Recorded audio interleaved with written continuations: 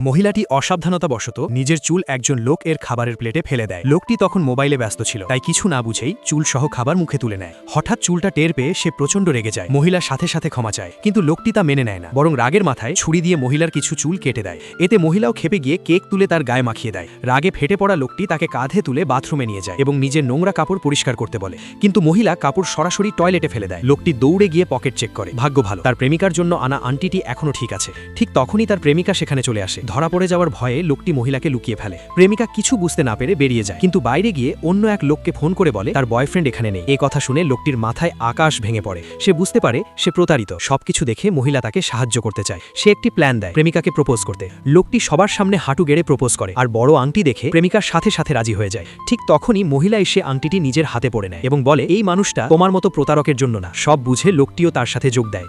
দুজনে মিলে প্রেমিকাকে তার নিজের ভুলের শাস্তি দেয়। শেষে প্রেমিকা লজ্জায় ও রাগে সেখান থেকে চলে যায়।